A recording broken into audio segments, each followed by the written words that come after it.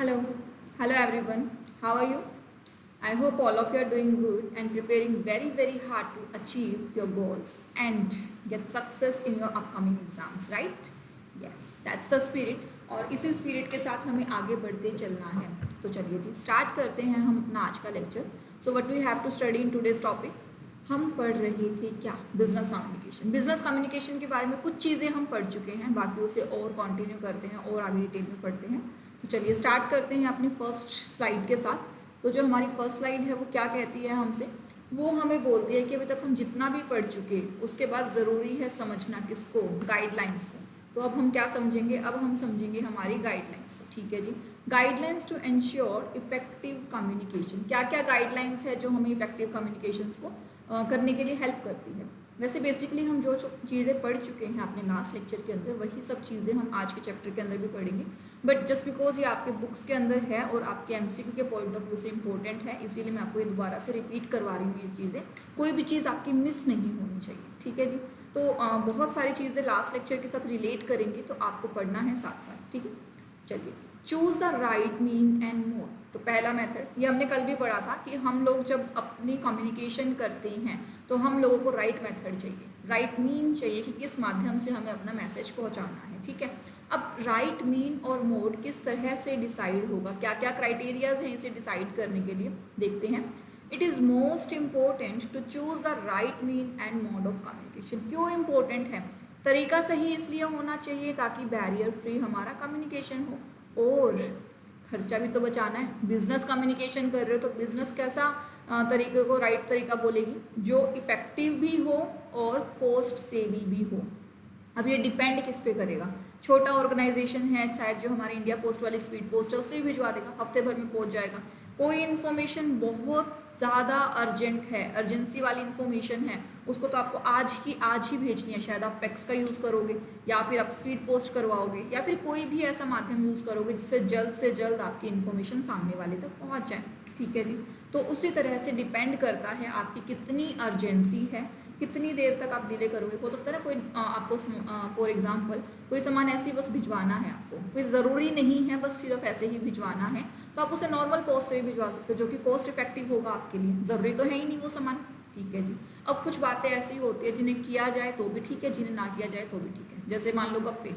अब गप्पे लड़ाने के लिए, अपनी इधर उधर की बेफिजूली बातों को पहुंचाने के लिए आप ज़्यादा खर्चा करना पसंद करोगे या कम खर्चा? एक फ़ोन कॉल पे जो काम हो जाएगा उसके लिए आप बैठ के फैक्स मशीन लगवाओगे?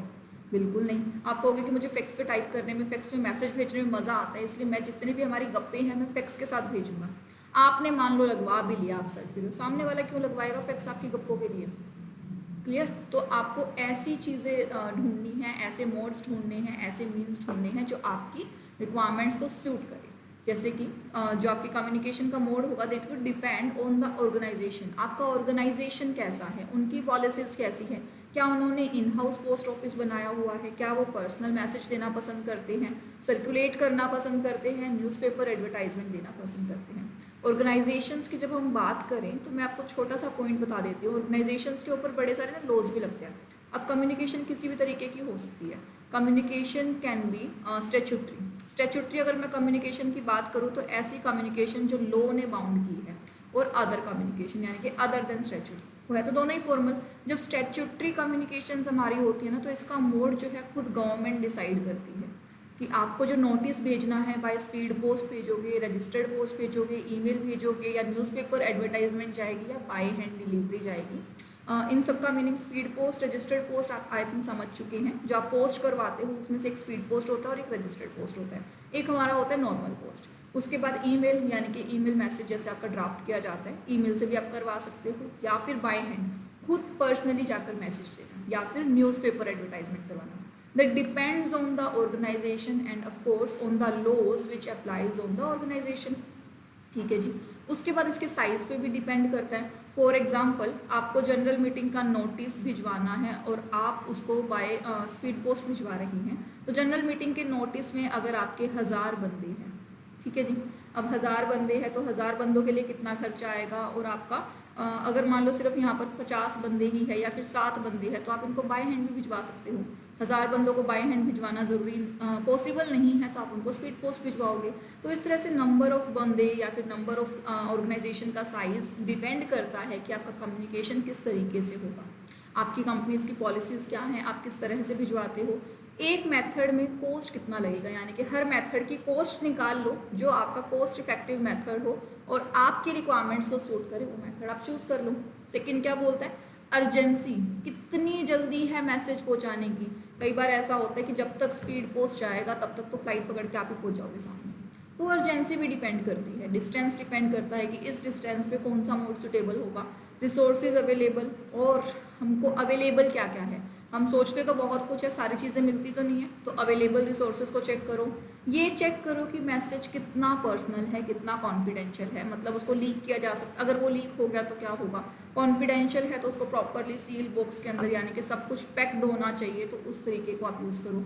सेफ्टी का ध्यान रखो, security, necessity for official record of the communication of the recipient and resources available. जब आप कोई भी ऑफिशियल कम्युनिकेशन करते हो तो उसका रिकॉर्ड ज़रूर बोलते हैं, जिसको हम बोलते हैं एक्नॉलेजमेंट। जब भी आप कुछ भेजते हो सामान तो सामने वाले बंदे से ना एक साइन करवा लेते हो कि भाई तुझे सामने वाले बंदे को ये मैसेज जो है रिसीव हो चुका है, ठीक है। जैसे कि आपने सामने वाले को एक नोटिस दिया, नोटिस में सारी चीज़ें लिखी हुई हैं, उसी नोटिस की सिंगल पेज की कॉपी निकाल लो और जिस बंदे ने नोटिस रिसीव किया है उससे साइन करवा लो।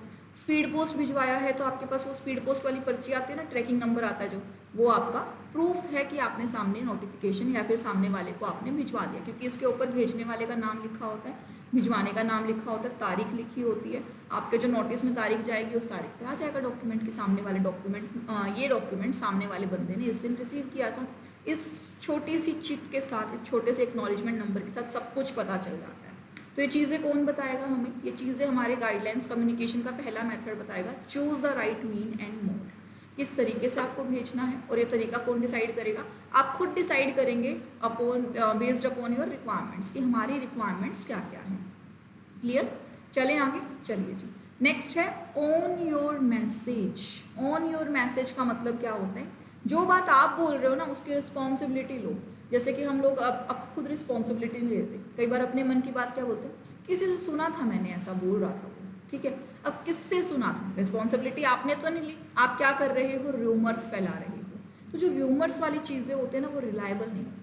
If you want a effective communication then you should own या फिर you must own your message. आपको खुद अपने मैसेज की जिम्मेदारी लेनी होगी, यानी कि इफेक्टिव कम्युनिकेशन का सेकेंड पार्ट क्या हुआ, take the responsibility for whatever you say. आप जो भी कह रहे हैं वो आपकी रिस्पॉन्सिबिलिटी पर कह रहे हैं, ये नहीं कि ठीक है अगर कभी बात निकली तो कोई और फंसेगा। मैंने तो यही बोला था कि किसी के मुंह से सुना था मैंने। हम बोलते हैं ना कि वो बंदा बड़ा चालू है, खुद नहीं बोलता कुछ बात, इधर उधर से निकलवाता है सबके पीठ से, तो वो क्या है, वो ऑन योर मैसेज नहीं कर रहा।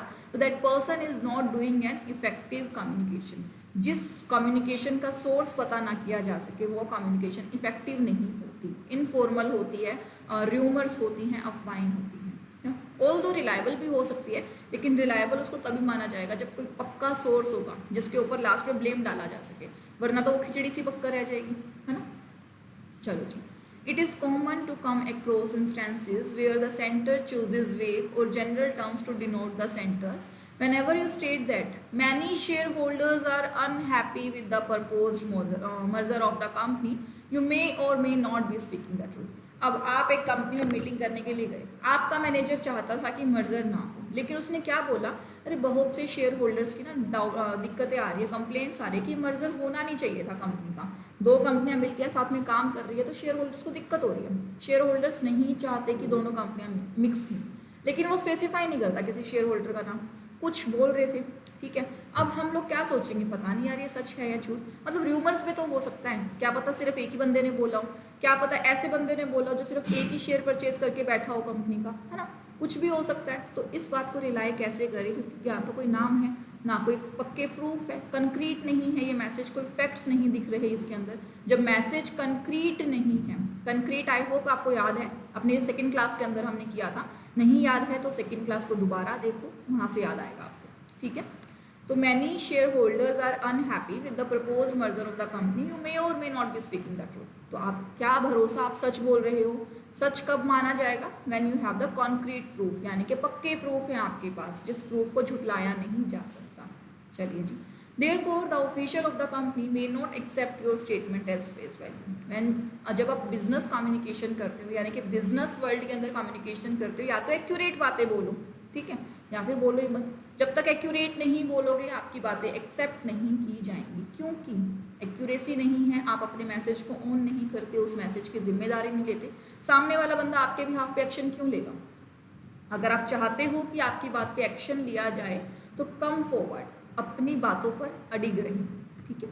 चलिए जी, your message may be taken seriously if you are willing to own it. अगर आप इसकी रिस्पॉन्सिबिलिटी लोगे तो आपके मैसेज को सीरियस भी लिया जाएगा, वरना इसको भी ऐसे वो लोग भी छोड़ देंगे हवा में। So use personal pronouns to lend credibility to your message. Long business reports, commercial terms and condition or legal provisions are an exception since they may be drafted using passive verbs and employing a formal tone, ठीक है। जब आप कोई message draft करते हो, commercial या कोई reports draft करते हो, तब आप लिख सकते हो कि डाटा या रिसर्च के बेसिस पे, या फिर हम लोगों ने सर्वे किया तो उस बेसिस पे ये निकला, तो वहाँ पर आप शायद थोड़ी बहुत ऐसे टर्म्स यूज़ कर सकते हो। But whenever you are talking about a specific provision, तो use the personal pronoun. Personal pronoun मतलब I myself set this, या फिर मैं चाहता हूँ, मैं कहता हूँ, इस तरह के मैसेजेस को आप, इस तरह की वर्डिंग्स को आप यूज़ करेंगे। अगर आप अपने पर्सनल प्रोनाउंस यूज़ करते हैं तो उसका मतलब है कि आप अपने मैसेजेस को ऑन कर रहे हैं, आप रिस्पॉन्सिबिलिटी ले रहे हैं कि हाँ मैंने कहा था या हाँ मैं कहता हूँ। क्लियर? चलिए नेक्स्ट स्लाइड पे। चलिए जी चलते हैं। चलो जी, नेक्स्ट स्लाइड क्या बोलती है? Offer must be complete and relevant information, यानी कि जो ऑफर के अंदर बातें लिखी हुई हैं वो पूरी होनी चाहिए और रेलिवेंट होनी चाहिए। इररेलिवेंट कब होगी? जब पूरी बातें नहीं लिखोगे। जैसे कि कल मेरा बर्थडे है, आप सब आ जाना, ठीक है, आप सब आ जाना, पूरी भी नहीं है और रेलिवेंट भी नहीं है। या फिर कल आप सब आ जाना, क्यों आ जाएं, किस लिए आ जाएं, कहाँ आ जाएं, कंप्लीट नहीं है ना। तो जब तक कंप्लीट इन्फॉर्मेशन ना दी जाए तो वो रेलिवेंट नहीं मानी जाती। रेलिवेंट इन्फॉर्मेशन वो इन्फॉर्मेशन होती है जिसके ऊपर रिलाई किया जा सके, जिसके भरोसे काम किया जा सके कोई। तो message must be offer complete and relevant information in order to become effective. Incomplete information makes it necessary to become another cycle of communication to issue clarification. आधी बातें करके छोड़ दो, फिर बाद में फ़ोन आते रहेंगे आपके पास क्लैरिफिकेशंस के लिए। तो इससे बढ़िया है कि आप पहली बार में ही कंप्लीट इन्फॉर्मेशन दे दो। अगर आप पहली बार में कंप्लीट इन्फॉर्मेशन दोगे तो सब कुछ चीज़ें सुटेबल चलेंगी। अदरवाइज बार बार क्लैरिफिकेशन के लिए फ़ोन आएगा, सामने वाला बंदा भी परेशान और आप भी परेशान। ये सिर्फ क्यों हुआ? क्योंकि आपकी आदत खराब है, आप कंप्लीट इन्फॉर्मेशन एक टाइम में बताते नहीं हो, ठीक है। जैसे कि अगर आप कंपनी का एक एग्जाम्पल है, आपने बुक क्लोजर के बारे में सुना है, विशाल सर ने आपको करवाया होगा बुक क्लोजर। बुक क्लोजर क्या होता है? नेम रिप्रेजेंट जिस दिन आपकी बुक क्लोज होती है, ठीक है। एक टेन्योर होता है कंपनी की लाइफ में जिसके अंदर वो अपनी बुक क्लोज करते हैं। बुक क्लोज क्यों करते हैं? एक बुक होती है हमारे पास, या बोलो एक रजिस्टर बनाते हैं, रजिस्टर भी बुक ही होता है, तो उस रजिस्टर का नाम होता है बुक्स ऑफ शेयर होल्डर या रजिस्टर ऑफ शेयर होल्डर।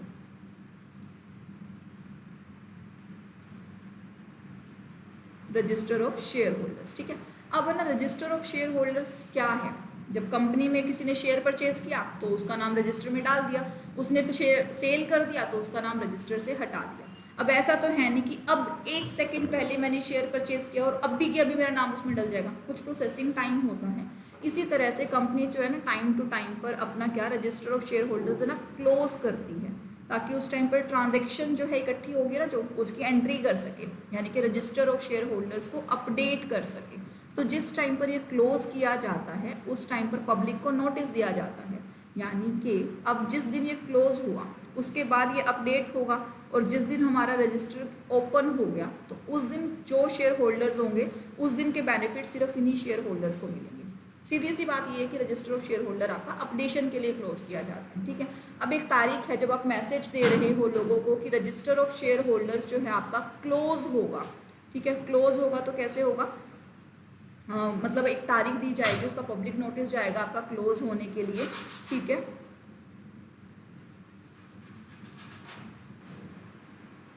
हाँ जी, तो क्या कह रहे थे हम बोल रहे थे कि रजिस्टर ऑफ शेयर होल्डर अगर आपने क्लोज किया और तारीख जो है फिक्स नहीं रखी, जैसे कि मान लो आपका एग्जांपल क्या है, that register will remain close from 28 to 30 March. Register बंद रहेगा 28 से 30 तक। मैसेज क्लियर नहीं है। कौन सा रजिस्टर? क्या कंपनी में सिर्फ एक ही रजिस्टर बनते हैं? नहीं, कंपनी में तो बहुत सारे रजिस्टर बनते हैं। तो ये मैसेज जो है हमारा बिल्कुल भी क्लियर नहीं है कि हम किस रजिस्टर के बारे में बात कर रहे हैं। तो क्लियर मैसेज क्या होना चाहिए था? Clear message should be register of shareholders will remain closed in order to determine the name of the shareholder entitled to receive the dividends। यानी कि एक बार ये रजिस्टर अपडेट हो जाएगा, अपडेशन के बाद जिस दिन ये रजिस्टर खुलेगा उस दिन जो शेयर होल्डर होंगे हमारे पास उन्हीं को डिविडेंड बांटा जाएगा। तो ये हमारी डेट फिक्स हो गई जी, 28 से 30 के बाद रजिस्टर क्लोज है। अब जिस बंदों ने 28 से 30 में शेयर परचेज कर भी लिए तो भी उन लोगों का नाम रजिस्टर में क्या होगा? अपडेट नहीं होगा, क्योंकि रजिस्टर तो क्लोज है। जब रजिस्टर क्लोज है तो क्लोज है, उसमें कोई एंट्री तो होगी नहीं। तो ये इन्फॉर्मेशन जनता को देनी ज़रूरी होती है। ठीक है जी। अब जनता को इन्फॉर्मेशन दोगे तो आधी अधूरी मत दो, पूरी दो, ताकि उन्हें पहली बार में देखकर बातें समझ में आए। क्लियर? ठीक है जी। नेक्स्ट क्या है? Obtain feedback. ये कम्युनिकेशन का सबसे बढ़िया प्रोसेस होता है कि आपको फीडबैक मिलना चाहिए। ज़रूरी नहीं कि सामने वाला आकर आपसे बात ही करे, फीडबैक किसी भी तरीके से हो सकता है। जैसे हमने किसी को पोस्ट भिजवाया तो पोस्ट में जब वो एक्नॉलेजमेंट आता है ना, स्टेटस डिलीवर्ड में कन्वर्ट हो जाता है, हम मान लेते हैं कि सामने वाले के पास कम्युनिकेशन कंप्लीट हो गया है। ठीक है जी। तो feedback is the culmination of the communication process. हमारा मकसद क्या है? सामने वाले तक मैसेज पहुंचाना और सामने वाले से ये कंफर्मेशन लेना कि सामने वाले को मैसेज रिसीव हो गया है। ठीक है। It confirms that receiver has correctly understood our message. We may get a feedback through an appropriate closing. The closing line of a business letter often invites such as response। यानी कि जैसे कि class होती है आपका, class में teacher concept करवाने के बाद बच्चों से फीडबैक लेता है कि समझ में आया, कोई डाउट है? डाउट है तो आप मुझसे पूछ लो। जैसे कि मैं आपसे टाइम टू टाइम बोलती रहती हूँ कि अगर आप में से किसी को डाउट है तो प्लीज़ व्हाट्सएप में या फिर मुझसे आप डाउट लीजिए अपने। तो उस समय मैं आपसे रिस्पॉन्स मांग रही हूँ। मैं चाहती हूँ कि जो कम्युनिकेशन मेरा आप तक गया है वो कंप्लीट हो। अगर आपके डाउट रह जाएंगे तो वो इन्फॉर्मेशन कंप्लीट होएगा ही नहीं, वो कम्युनिकेशन कंप्लीट नहीं होगा, क्योंकि मैं जो समझाना चाहती थी एग्जैक्टली आप वो चीज़ें नहीं समझ पाए। आपके डाउट नहीं आते तो खुशी होती है कि आप एक्चुअली सारी चीज़ें समझ चुके हो। जब आप बोलते हो कि इजी कॉन्सेप्ट था या फिर मुझे बहुत अच्छे से समझ में आया, तो मतलब आई फील कंफर्टेबल कि माई कम्युनिकेशन इज़ कंप्लीट। आप लोगों तक सारी बातें पहुंच चुकी है, पूरा कॉन्सेप्ट जो है समझ चुका है। तो इसीलिए जो बच्चे इंटरेक्ट नहीं करते उन्हें भी इंटरेक्ट करना चाहिए, फीडबैक देना चाहिए टीचर को। ठीक है, चलिए जी। When sending out a cheque we often ask the receiver to acknowledge its receipt. ठीक है जी। जब हम किसी को चेक भेजते हैं तब हम रिसीवर से रिसिप्ट लेते हैं, क्योंकि जब पैसा दिया है तो उससे लिखित में लेते हैं ना, कितना पैसा मैंने तुझे दे दिया, रिसिप्ट। हर चीज़ की रिसिप्ट ज़रूरी होती है, कम्युनिकेशन में भी और वैसे भी हमारे बिजनेस बिहेवियर के अंदर भी। Similarly, we ask the other party to confirm that the appointment is suitable to it when we proposed an important business meeting। जैसे कि हम लोग सामने वाली पार्टी से पूछते हैं कि जो आपका अपॉइंटमेंट है सुटेबल है। आप किसी डॉक्टर से मिलने जाते हो, आपने अपॉइंटमेंट लिया, आपने वहाँ पे फ़ोन कर दिया कि मुझे अपॉइंटमेंट चाहिए। जब तक सामने वाला कंफर्म नहीं करेगा कि आपका अपॉइंटमेंट पक्का है, बिल्कुल नहीं, आपका अपॉइंटमेंट पक्का नहीं है। आप जाओगे, वो आपको धक्के मार के निकाल भी सकते हैं। खैर धक्के मार के तो नहीं निकालेंगे, वो बोलेंगे सॉरी सर अभी बिजी है, आप वेट कीजिए, अभी आपका अपॉइंटमेंट कंफर्म नहीं है। तो अननेसेसरली आपको बहुत लंबे समय तक वेट करना पड़ेगा। क्यों वेट करना पड़ा? आप जो थे थोड़े से उतावले इसलिए थे कि आपने फीडबैक का इंतज़ार ही नहीं किया। आपने फ़ोन किया, सोचा जी मेरे फ़ोन से हो गया काम, पहुंच गए अपॉइंटमेंट के लिए। सामने वाले के मैसेज का भी तो इंतज़ार करो, फीडबैक का इंतज़ार करो। जब तक फीडबैक नहीं होगी तब तक आपका कम्युनिकेशन कंप्लीट नहीं माना जाएगा। क्लियर? चलो जी, नेक्स्ट पे चलते हैं। नेक्स्ट है आपका think of the recipient. Think of the recipient के अंदर दो चीज़ें होती हैं। सबसे पहले तो जब हम लोग कोई बात बोल रहे हैं तो आप सोचो कि अगर आप रिसिपिएंट होते तो क्या आप वो बात एग्जैक्टली समझ पाते। यानी कि अपने आप को रिसिपिएंट के प्लेस पे रख के देखो, आपके द्वारा कही गई बातें क्या रिसिपिएंट समझ पाएगा? अगर यस तो ठीक है, वेरी गुड, आपका कम्युनिकेशन इफेक्टिव है। दूसरी चीज़ बहुत कॉमनली क्या देखी जाती है कि हमें सामने वाले को एड्रेस करना नहीं आता। एड्रेस करना नहीं आता मतलब हम हो सकता है अपने से सीनियर को थोड़ा सा मिसबिहेव बोल जाएं, या फिर उनसे बात करते हुए हमारे अंदर जो विनम्रता होनी चाहिए या जो कर्टसी होनी चाहिए वो उतनी है नहीं। हम लोग शायद सामने वाले को, अगर हम अपने सीनियर से बात कर रहे हैं तो मेक श्योर कि उनसे सर करके बात करें, या फिर उनको कंप्लीट रिस्पेक्ट के साथ, उन्हें ये फील ना हो कि हम उन्हें रिस्पेक्ट नहीं कर रहे हैं। जैसे कि हम अपने प्रेसिडेंट के साथ उतने अच्छे से उस मैनर में बात नहीं कर सकते जैसे हम अपने फेलो मैनेजर्स या फिर अपने कलीग्स के साथ बात करते हैं। कलीग के साथ हमारा जो बिहेवियर है वो फ्रेंडली हो जाता है। अब अपने कलीग के साथ बात करते करते अपने बॉस को नहीं बोल सकते ना सेम बात, चल यार चलते हैं, तो इस तरह की बात अपने बॉस को नहीं बोल सकते। तो रिसिपिएंट को ध्यान रखना है आपको, रिसिपिएंट कौन है हमारा। If he is someone senior तो अपनी जो कम्युनिकेशन है वो ड्यू रिस्पेक्ट करो। और बिजनेस में ये चीज़ें बहुत ज़्यादा नोटिस की जाती हैं। आपकी जो मेल ड्राफ्ट होती है ना, मेल एक तरह का कम्युनिकेशन टूल है, आपका कम्युनिकेशन मोड है। मेल ड्राफ्ट करते समय आप डियर सर बोलते हो, और जो नीचे आपका लहजा है, आपकी लैंग्वेज है इन्फॉर्मेशन पास ऑन करने का, वो बता देगा कि आप कितने रिस्पेक्ट करते हो अपने सीनियर्स की। अगर आपका जो मैसेज ड्राफ्ट करने का तरीका सही नहीं है, फॉर एग्जाम्पल अपने सीनियर को ये नहीं बोल सकते please approve my request as soon as possible. आप उनसे ये बोल सकते हो sir kindly approve my request, ये आप बोल सकते हो, बट ये नहीं बोल सकते approve my request ASAP as soon as possible. वो ऑकवर्ड लगेगा, वो आपका एटीट्यूड ही प्राउडी एटीट्यूड को शो करेगा। तो इसी तरह से आपको पता होना चाहिए कि सीनियर से किस तरह से बात करनी है और जूनियर से किस तरह से बात करनी है, सेम लेवल वाले लोगों से किस तरह से बात करनी है। तो हर टाइम पे आपको अपने आप को मॉडिफाई करना आना चाहिए, ठीक है। तो ये होता है आपका यू सेंटर्ड, यानी कि आप जब भी बात करो देखो किससे बात कर रहे हो। हर बंदे से बात करने का तरीका सेम नहीं हो सकता, ठीक है जी। The rank of the formal demands careful thought and respect, यानी कि बात करते हुए आपको देखना है कि किसको रिस्पेक्ट देना है, किसको आपको किस तरह से बात करना है। जैसे कि बच्चों से बात करते हो आप थोड़ी सी बचकानी हरकतों में बात करते हो ताकि वो भी खुश होते हैं, वो समझ पाते हैं, उनको ऐसा लगता है कि हम लोगों को अटेंशन दिया जा रहा है। वैसे जब आप सीनियर से बात करते हो तो फिर ड्यू रिस्पेक्ट एंड सिंसियरिटी बात करते हो। अपने फ्रेंड सर्कल में बात करते हो तो आप चिल पिल मोड में कूल होकर बात करते हो। तो हर एनवायरनमेंट में बात करने का तरीका अलग होता है। Familiarity with the letter may use feel more at ease. अगर आपको इतनी चीज़ समझ में आ गई कि कब कहाँ कैसे बोलना है तो आपसे कोई नहीं जीत सकता। मतलब आप हर एक सिचुएशन को हैंडल करने के लिए एलिजिबल हो, आप हर सिचुएशन हैंडल कर सकते हो। A doctor may discuss a case with specialist in medical terms but switches over to the layman language when talking to the patient. Same as अगर एक डॉक्टर अपनी मेडिकल टीम से बात कर रहा है तो वो टेक्निकल टर्म यूज़ करेगा, अपने टेक्निकल जार्गन्स यूज़ करेगा। लेकिन अगर वो कॉमन पेशेंट से बात कर रहा है, एक लेमैन से बात कर रहा है, अगर उसने वो टेक्निकल जार्गन यूज़ कर दिए तो क्या सामने वाले को समझ में आएंगे? नहीं। A lawyer doesn't use the legal jargon with the client, he reserves it for the courtroom. सिर्फ कोर्ट रूम में ही लीगल बातें बोली जाती है, आमने सामने तो हम आम भाषा में बात करते हैं।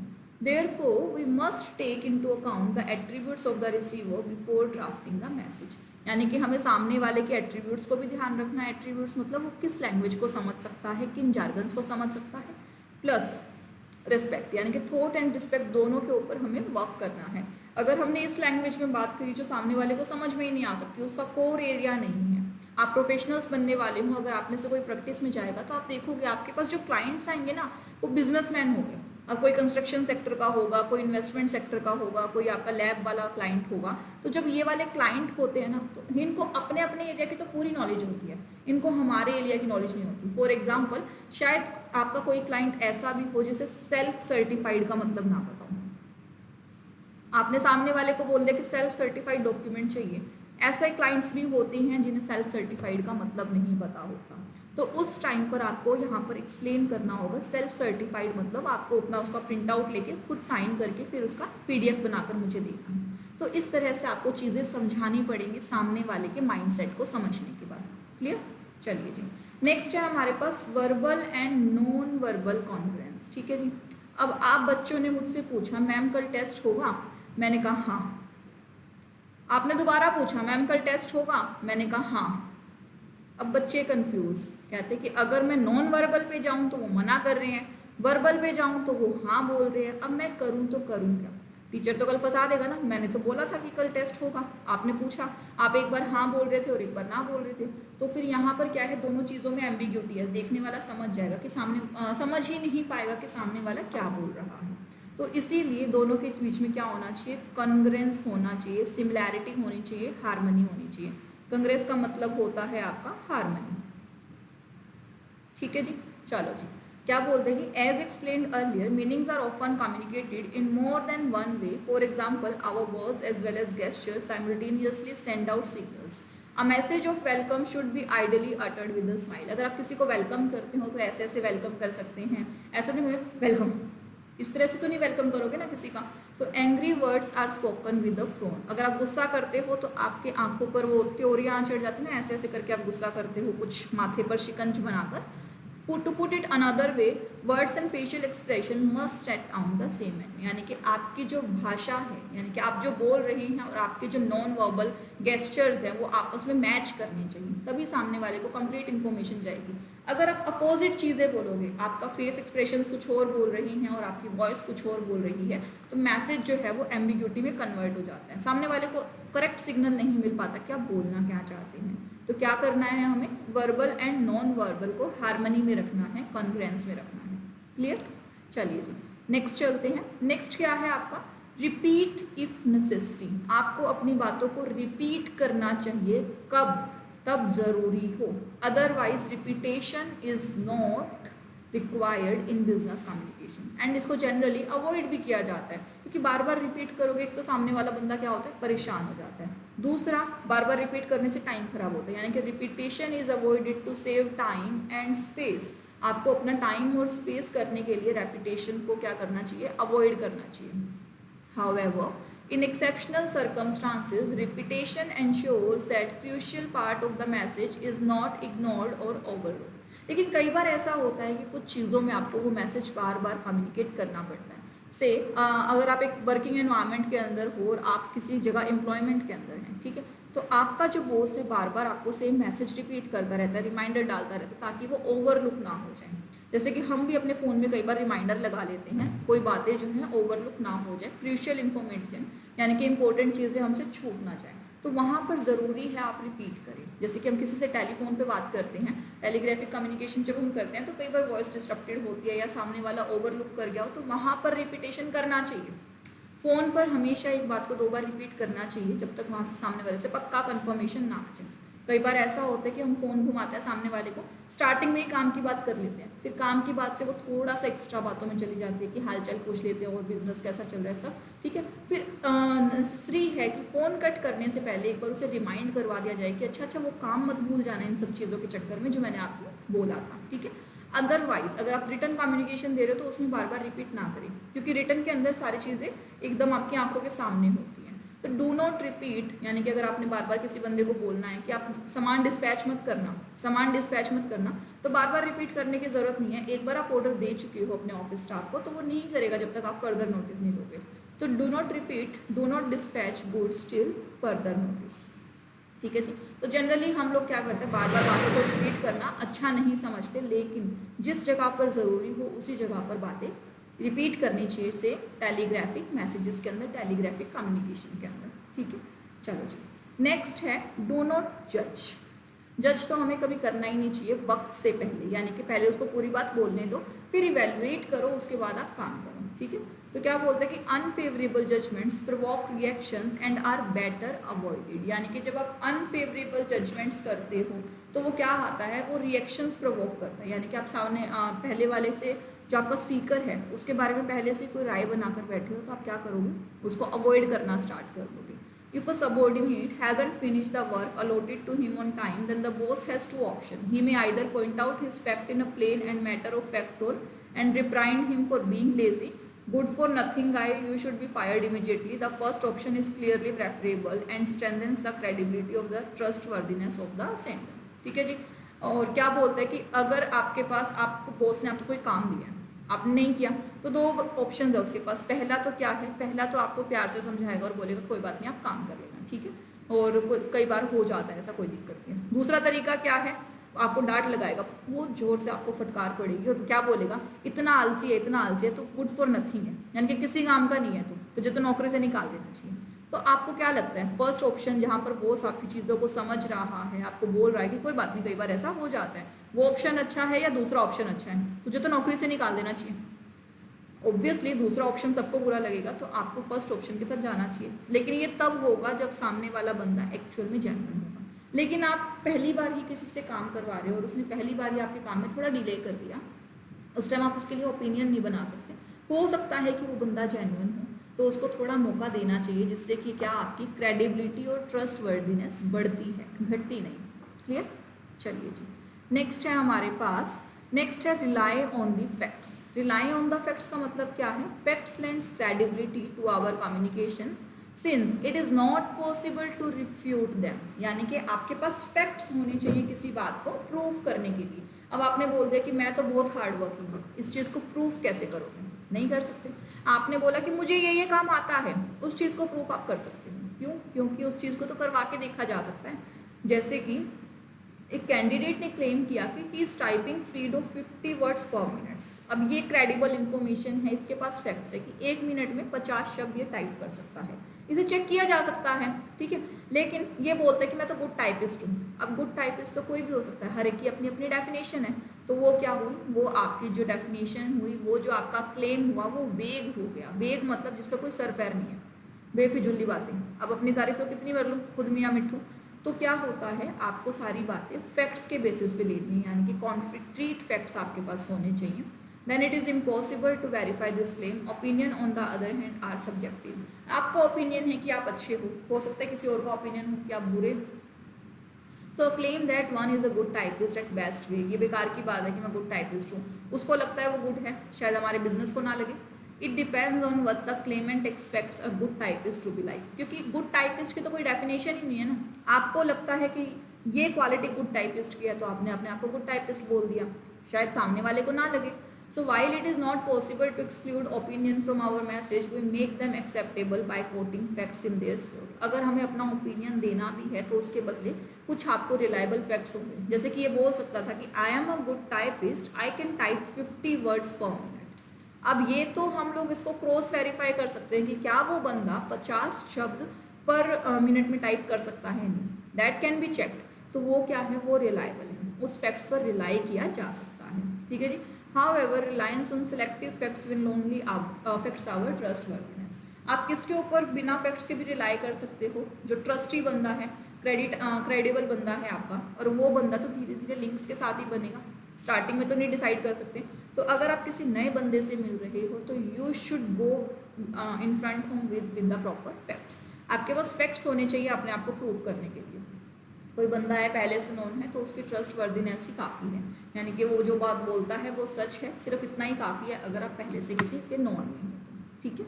चलिए जी, ये थी हमारे पास कुछ गाइडलाइंस जो हम लोगों को साथ साथ पढ़नी थी। अब इस गाइडलाइंस के साथ है हमारे पास टाइप्स ऑफ द कम्युनिकेशन। कुछ कम्युनिकेशन जो हमें इंटरनली करनी होती है और कुछ कम्युनिकेशन हमें जो है एक्सटर्नल ही करनी होती है। चाहे इंटरनल कम्युनिकेशन करो चाहे एक्सटर्नल कम्युनिकेशन करो, इससे पहले जो पॉइंट्स पढ़े हैं हमने वो एग्जैक्ट वैसे के वैसे एप्लीकेबल होंगे, इंटरनल में भी एक्सटर्नल में भी। As the name indicates, internal, internal का मतलब क्या होता है, किसी ऑर्गेनाइजेशन के अंदर की बात। एक्सटर्नल मतलब बाहर की बात। अब एक ऑर्गेनाइजेशन के अंदर क्या है, सारे के सारे एम्प्लॉयज़ होते हैं, ठीक है, आपके मैनेजर्स हैं, ये लोग आपस में बात करते हैं, तो ये क्या है, इंटरनल बात है, ठीक है। अब इन एम्प्लॉयज़ को काम करने के लिए रखा हुआ है, ये किससे बात करेंगे, ये आपके कस्टमर से बात करेंगे, ठीक है जी। कस्टमर के अलावा ये किससे बात करेंगे, सप्लायर से बात कर सकते हैं, पब्लिक से बात कर सकते हैं, पब्लिक से रिलेशन बनाते हैं ना, गवर्नमेंट से बात कर सकते हैं। अब ये तो एक ऑर्गेनाइजेशन के अंदर के लोग नहीं हैं, ये बाहर के लोग हैं। तो यानी कि जब बाहर के लोगों से बात की जाए तो एक्सटर्नल, जब घर के लोगों से बात की जाए तो इंटरनल, ठीक है जी। तो इंटरनल कम्युनिकेशन क्या है, when people within the organization communicate with one another is known as internal communication, ठीक है जी। जैसे कि employees of an organisation work to work as a team, realise their common goals. Internal communication could be official और unofficial, यानी कि जैसे एक ऑर्गेनाइजेशन के एम्प्लॉयज़ आपस में बात करते हैं अपने काम करने के लिए, ज़रूरी भी है। जब तक आप आपस वाले लोगों से बात नहीं करोगे तो काम नहीं कर पाओगे ना। एक टीम कब बनती है, जब उन सब में आपस में एक कॉमन गोल हो। कॉमन गोल कैसे क्रिएट होगा, जब वो आपस में बातचीत करेंगे, अपनी प्रॉब्लम शेयर करेंगे। तो इंटरनल कम्युनिकेशन एक ऑर्गेनाइजेशन में बहुत ज़रूरी है। इंटरनल कम्युनिकेशन आपका ऑफिशियल भी हो सकता है और अनऑफिशियल भी। आप अपने साथ वाले बंदे के साथ हमेशा काम की बात थोड़ी ना करते हो, कभी बिना काम की बातें भी करते हो। तो communication can be official and communication can be unofficial. It could be individual to individual, individual to group, group to individual, department to department, or most of the intercommunication is on oral form and the tone is generally informal. अब जैसे कि मान लो जी एक company के अंदर यहाँ पे बहुत सारे हमारे पास एम्प्लॉयज़ हैं, ठीक है जी। अब ये एम्प्लॉयज़ साथ में काम करते हैं, इनका एक टीम भी है। अब ये जितने एम्प्लॉयज़ हैं मान लो ये इस तरह से दो टीम में बटे हुए, ये है हमारे पास टीम ए, ये है हमारे पास टीम ई। अब टीम के सारे बंदे आपस में इंडिविजुअली बात कर सकते हैं, ठीक है, ये इससे बात कर सकता है, ये इससे बात कर सकता है, ये इससे बात कर सकता है। उसी तरह से टीम बी के भी लोग बात कर सकते हैं। अब टीम ए की अगर मीटिंग होगी तो इनमें से एक तो बंदा बनेगा जो मीटिंग में बोलेगा, बाकी सब सुनेंगे, यानी कि इंडिविजुअल टू ग्रुप या फिर ग्रुप्स टू इंडिविजुअल। अब इन बाकी बच्चों को कोई डाउट है या फिर बाकी टीम मेंबर्स को कोई डाउट है तो वो ग्रुप मिलकर इंडिविजुअल से भी बात करने आ सकता है। जैसे कि टीम मेंबर्स मिलकर इकट्ठे बॉस से बात करने के लिए जाते हैं। अब टीम ए और टीम बी आपस में बात कर सकते हैं, यानी कि एक डिपार्टमेंट दूसरे डिपार्टमेंट से भी बात कर सकता है। और ये बातें ऑफिशियल भी हो सकती हैं और अनऑफिशियल भी हो सकती है, डिपेंड्स। ए और बी को पार्टी ऑर्गेनाइज करनी है, अनऑफिशियल बात है। ए और बी को किसी स्ट्रेटजी के बारे में डिस्कस करना है, ऑफिशियल बात है। तो जब आपस में हम बात करते हैं ना तो जनरली हमारा टोन कैसा रहता है, इनफॉर्मल रहता है, क्योंकि हम अपने नॉन लोगों से बात कर रहे हैं, फैमिलियर लोगों से बात कर रहे हैं। किसी अननोन से बात करेंगे, स्ट्रेंजर से बात करेंगे, क्लाइंट से बात करेंगे तो हमारी टोन कैसी हो जाएगी, फॉर्मल हो जाएगी। क्लियर? चलो जी। People also communicate within the organisation at personal level, this is also knows as informal communication. अब यहाँ पर इस टीम के अंदर फॉर एग्जाम्पल एक हमारे पास लड़की है, कौन, इशिका, और दूसरी है हमारे पास मनीषा, ठीक है। मान लेते हैं ये लोग क्या हैं हमारे पास, ये लोग आपस में एक टीम के अंदर काम करते हैं। अब इशिका और मनीषा ना बहुत अच्छे दोस्त बन चुके हैं, वे पर्सनल इन्फॉर्मेशंस भी अपनी शेयर करते हैं, पर्सनल लेवल पे आकर बात करते हैं। तो इस तरह की कम्युनिकेशंस को बोला जाता है क्या, इनफॉर्मल कम्युनिकेशन।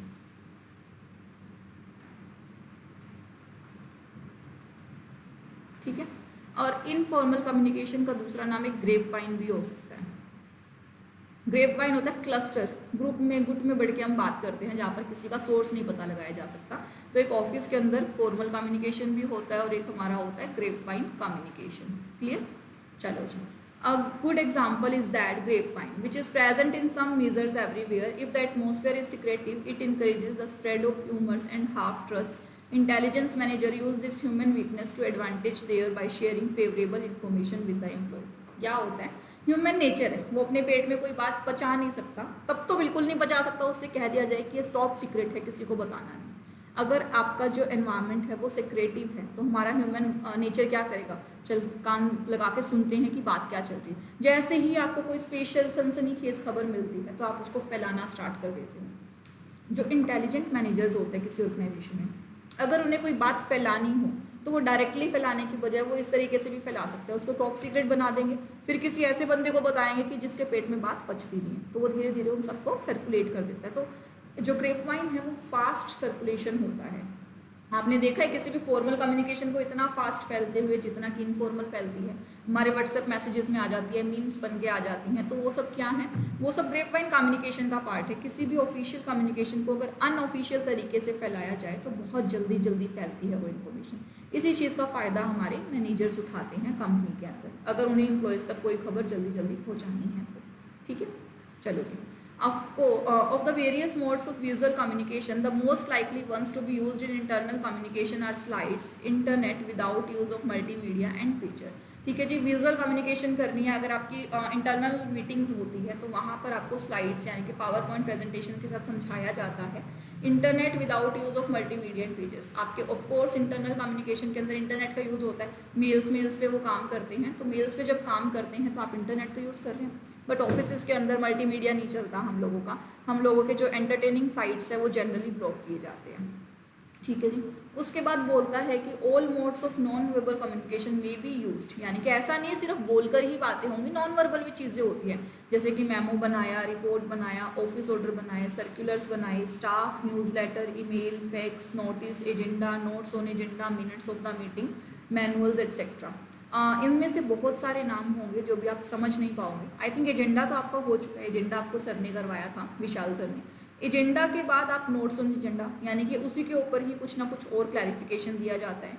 आप जो मीटिंग करते हो तो मीटिंग में क्या क्या हुआ वो एक पेज पर या फिर एक बुक के अंदर लिख के रखते हो, उन बुक को बोला जाता है आपके मिनट्स। मैनुअल्स जो आपको किसी काम करने की टेक्निक समझाते हैं। ईमेल्स आप समझ चुके हो, जैसे आप ईमेल भेजते हो वैसे ही उसी पैटर्न पे एक फैक्स मशीन होती है आपकी जिसमें आप फैक्स भेजते हो, उसके अंदर भी ऐसा होता है। आप अपना टाइप रिटन मटेरियल उसके अंदर इंसर्ट करते हो, तो जिस फैक्स नंबर पे आप डायल करते हो वो वहाँ पर ऑलरेडी फोटोकॉपी होकर आता है पेपर, यानी कि उसमें सिर्फ उनको पेपर लगाने हैं और वो photocopy. It's like a distance photocopier machine fax, यानी कि आपने यहाँ से इनपुट डाला और वो फोटोकॉपी कहीं और जाकर निकलेगी, वो होता है फैक्स मशीन का कमाल आपका। नोटिस, किसी भी चीज़ का आप नोटिस भेज देते हो। न्यूज़ लेटर बना दिया आपने, सर्कुलर स्टाफ के अंदर कोई भी चीज़ें सर्कुलेट करी आपने। ऑफिस ऑर्डर, अपना ऑफिस का कोई ऑफिशियल ऑर्डर आपने निकाला, अपने बॉसेस को या फिर लोगों को बोला टीम बनाओ। मेमो भी काइंड ऑफ सर्कुलर या मेमोरेंडम जो आप अपने ऑफिस स्टाफ को किसी तरह की इन्फॉर्मेशन देने के लिए यूज़ करते हैं। क्लियर? चलिए जी, नेक्स्ट है other than the radio all other modes of oral communication stated earlier could be used in the internal communication. सिर्फ रेडियो यूज़ नहीं होता ऑफिशियल कम्युनिकेशन के अंदर, रेडियो सिर्फ आपका एफएम सुनने के लिए काफ़ी है। ऑफिशियल कम्युनिकेशन में रेडियो यूज़ नहीं होता, बाकी सारे ओरल कम्युनिकेशन आप यूज़ कर सकते हो। Internet with multimedia, video conferencing, presentation either electronic or with visual aids are the likely mode of audio visual means that can be used in internal communication. और internet के through भी आप internal communication कर सकते हो, जैसे कि meeting हो रही है, सामने वाला बंदा आ नहीं रहा तो वीडियो कॉन्फ्रेंसिंग कर लो। प्रेजेंटेशंस आपको लगानी है, आपको उसके अंदर कोई साउंड डालना है, कोई आपको क्लिप डालना है या किसी वेबिनार को चलाना है आपको, तो आप उस तरह से भी काम कर सकते हैं। ठीक है जी, ये सब था इंटरनल कम्युनिकेशन। आपने देखा होगा इंटरनल कम्युनिकेशन में सारी बात हम एक ऑर्गेनाइजेशन के अंदर रहकर कर रहे थे। एक्सटर्नल में भी ये सारी चीज़ें होती हैं, बस बात कहाँ होती है, इंटरनल ना होकर वो एक्सटर्नल हो जाती है। देखते हैं, यानी कि when the people in an organisation communicate with anyone outside the organisation. ठीक है, outside the organisation like client हो गए, आपके कस्टमर्स हो गए, डीलर्स हो गए, मीडिया हो गई, गवर्नमेंट एजेंसीज हो गई, जनरल पब्लिक हो गई, आपकी रेगुलेटरी बॉडीज़, जैसे कि हमने बिजनेस एनवायरनमेंट में किया था, आपका सेबी हो गया, एमसीए हो गया, सीसीआई हो गया, गवर्नमेंट अथॉरिटीज़ हो गई। तो इस तरह से लोगों से जब आप बात करते हो तो वो आपके ऑर्गेनाइजेशन का पार्ट नहीं है, ऑर्गेनाइजेशन से अलग है। किस तरह से बात करोगे? बात करने के तरीके सेम ही हैं, लेटर दे सकते हो, सर्कुलर दे सकते हो, प्राइस लिस्ट, अगर आपका डीलर है तो प्राइस, जैसे मेन्यू कार्ड हम मंगवाते हैं, मैनुअल्स दे सकते हो, परचेज ऑर्डर जाएंगे, customised reports, brochures, service code, tender documents, advertisement, customer feedback material, ये सारी चीज़ें हम बाहर से लेते हैं। कस्टमर का फीडबैक कस्टमर दे सकता है और कस्टमर हमारा क्या है, आउटसाइड द ऑर्गेनाइजेशन एक पार्ट है। ठीक है, तो इन सब तरीक़ों से हम एक्सटर्नल कम्युनिकेशन कर सकते हैं। Modern business house spend considerable time, money and effort on improving their public image since they realize that they are dependent on the external support. अब क्या होता है आज के बिजनेस में, कौन बिजनेस सक्सेसफुल है? जिसकी ब्रांड इमेज है, जिसकी मार्केट वैल्यू है। मार्केट वैल्यू बनाने के लिए आपको अपना बिजनेस मार्केट तक पहुंचाना ही पड़ेगा। कैसे पहुंचाओगे? कम्युनिकेशन करके।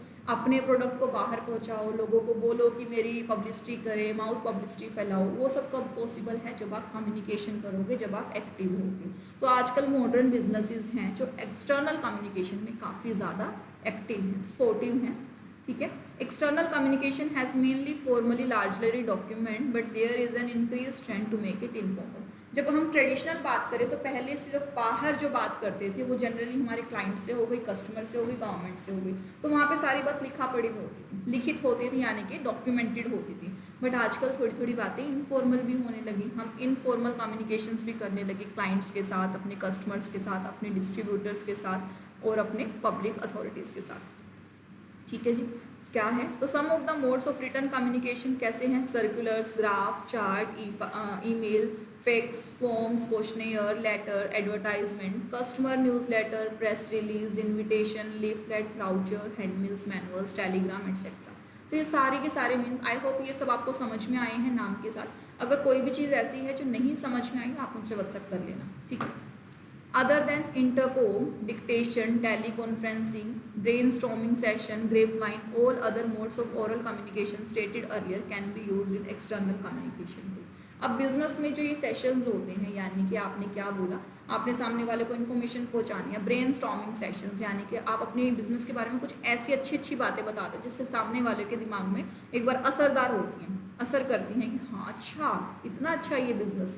टेली कॉन्फ्रेंसिंग, आप अपने बिजनेस की विजुअल एड्स देते हैं, ओरली आप उनको बताते हैं, तो ये सारी चीज़ें भी आप एक्सटर्नल कम्युनिकेशन में यूज़ कर सकते हैं। पहले हम सारी चीज़ें एक दायरे में रहकर करते थे, आजकल उन दायरों को बढ़ा दिया गया है। ऑनलाइन जब से चीज़ें आई हैं सामने, तो ग्रेपवाइन कम्युनिकेशन बहुत ईजी हो गया है लोगों को अपनी इन्फॉर्मेशन आगे पहुँचाने तक के लिए। जैसे कि स्पॉन्सर्स करते हैं हमारे बिजनेसेस, तो वो क्या है, वो भी एक तरह से आपका कहीं ना कहीं आप थोड़ा सा इनफॉर्मल हो जाते हैं, यानी कि आप कुछ बोलते नहीं हैं बट फिर भी आपका पब्लिसिटी हो रहा है।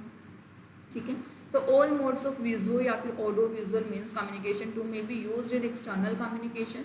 All mode of non verbal communication may also be used in communication, external communication, depending on the circumstances. अब अगर आप ओरली बात कर रहे हो अपनी गवर्नमेंट अथॉरिटी से, क्लाइंट से, डीलर से, तो ऑफकोर्स आपके गेस्चर्स यूज होंगे। बिना गेस्चर्स को यूज़ किए आप कोई कम्युनिकेशन कंप्लीट नहीं कर सकते। ठीक है, अब जब गेस्चर्स यूज़ हो रहे हैं तो नॉन वर्बल तो यूज़ हो ही रहा है, नॉन वर्बल यूज़ हो रहा है, वर्बल भी यूज़ हो रहा है, तो यानी कि कुल मिला के सारी बातें यूज़ होती हैं। सिर्फ एक की पॉइंट्स क्या है, की पॉइंट ये है कि जब ऑर्गेनाइजेशन के बाहर के बंदों से बात की जाए तो दैट इज़ एक्सटर्नल, ऑर्गेनाइजेशन के अंदर से बंदों से बात की जाए तो दैट इज़ इंटरनल। क्लियर? चलिए जी, तो आज के लेक्चर में हम अभी इतना ही पढ़ेंगे, तब तक पढ़ते रहो, मुस्कुराते रहो। Thank you.